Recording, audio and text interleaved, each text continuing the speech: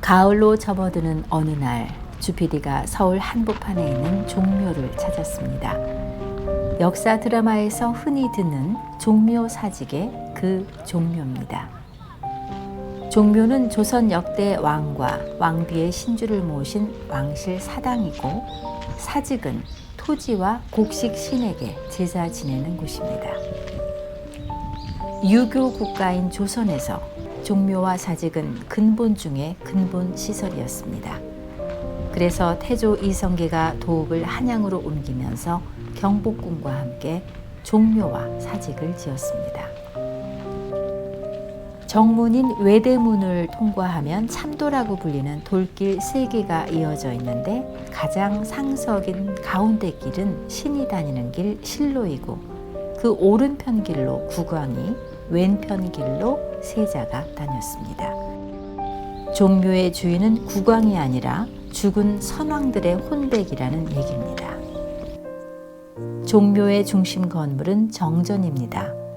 좌우 101m에 달하는 장엄한 사당에 왕 18분을 비롯해 왕비와 추존 왕들의 신위가 모셔져 있습니다. 그런데 2024년까지 장기 보수 중이어서 관람할 수 없었습니다. 종묘에는 정전 말고도 왕을 모신 사당 건물이 하나가 더 있는데 영령전입니다. 정전에 비해서는 위상이 좀 떨어지는데요. 주피디가 오늘 만나볼 분들은 이 영령전에 모셔져 있는 7명의 임금입니다. 무슨 사연이 있길래 이분들은 본관격인 정전이 아니라 별관격인 영령전에 모셔진 것일까요? 애초에 종묘에 모실 수 있는 정원은 5대까지였습니다. 조선의 시조 태조는 고정적으로 모시고 그 후부터는 재임 순서대로 4대까지 모십니다. 그러다 5대가 다 차면 오래된 왕의 신위부터 옆에 있는 영령전으로 이동시켜서 공간을 확보하는 방식이었습니다. 세월이 흘러 첫 케이스에 해당하는 태종 신위를 옮겨야 할 때가 됐습니다. 그런데 당시 왕이던 연산군과 신하들은 태종이 대업을 이룬 왕이라는 이유로 태종 대신 문종 임금을 영령전으로 옮기기로 결정했습니다. 이렇게 해서 태종은 이른바 불천지위, 즉 옮기지 않고 계속 정전에 모시는 첫 번째 신위가 됐습니다.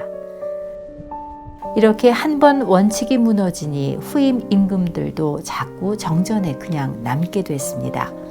공간은 한정되어 있는데 방을 빼는 왕은 없고, 결국 정전 건물은 좌우로 증축을 거듭할 수밖에 없었습니다. 그래서 결과적으로 101m 길이로 우리나라에서 가장 긴 목조 건물이 완성되게 된 것입니다.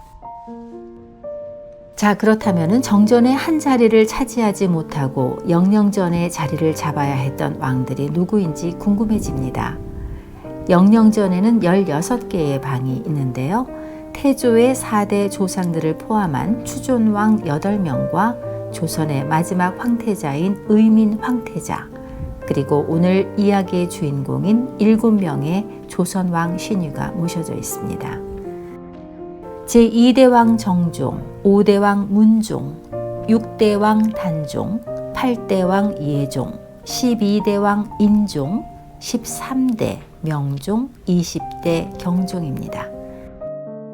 일단 조선 왕 중에 존재감이 상대적으로 떨어진다는 느낌이 들죠? 그런데 이 안에서도 저마다의 사연이 있습니다. 먼저 정종입니다. 정종은 지금은 조선의 2대 왕으로 되어 있지만 사후에 조나 종으로 끝나는 묘호를 받지 못하다가 260여 년이 지나 숙종 때 정종이라는 이름을 받았습니다.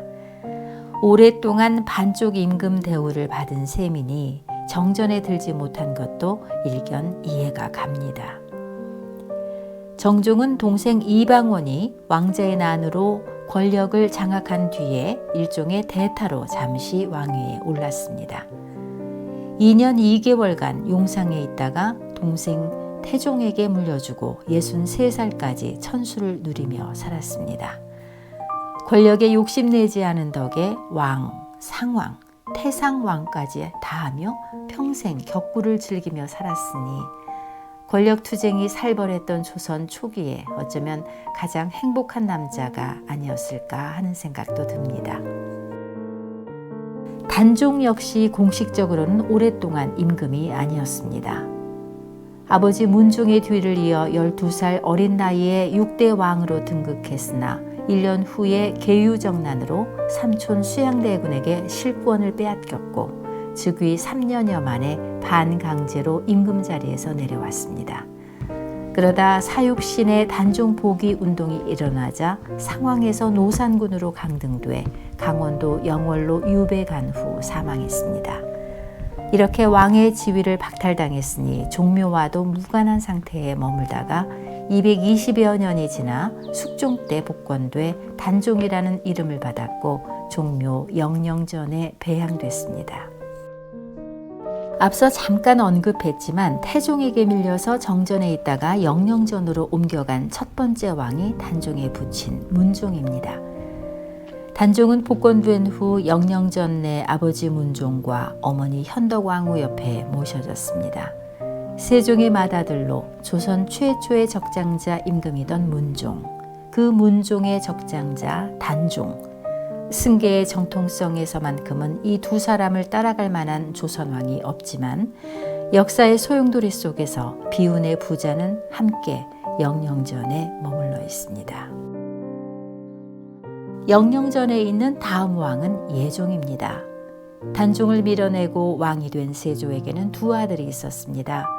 장남 의경세자와 차남 해양대군입니다. 그런데 의경세자가 20살에 사망하고 맙니다. 동생 해양대군이 세자에 책봉됐고 세조 사후 왕위를 이었으니 제8대 왕 예종입니다. 그런데 예종 역시 오래가지 못했습니다. 왕위에 오른 지 1년 2개월 만에 급서했는데 그의 나이 21살에 불과했습니다. 이례적으로 짧은 재위 기간 때문에 국왕으로서 별다른 역할을 할 수 없었던지라 정전 대신 영령전에 자리를 잡았습니다. 제12대 왕 인종과 13대 왕 명종도 영령전에 모셔져 있습니다. 둘 다 중종의 아들인데 어머니는 다릅니다. 인종의 어머니는 장경왕후로 인종을 낳자마자 사망했습니다. 그 후에 새로 들인 왕비가 문정왕후이고 그녀가 낳은 아들이 명종입니다. 생모를 잃은 인종은 문정왕후에게 극진하게 효도하는 착한 세자였습니다. 문정왕후는 자신의 아들을 왕위에 올리겠다는 야심에 가득 차 있었지만 중종과의 사이에서 오랫동안 아들을 낳지 못했습니다. 그러다 왕비가 된 지 17년 만에 아들을 낳았습니다. 그러나 이때 세자는 이미 장성한 19살 청년이었으니 감히 갓난아이가 보위를 넘볼 수는 없었습니다. 이후 10년의 세월이 흘러 중종이 죽자 당연히 세자가 뒤를 이었습니다. 제12대 왕 인종입니다. 그런데 인종은 즉위한 지 불과 8개월 만에 세상을 떠나고 맙니다. 조선 왕 중 최단기 재위 기간입니다.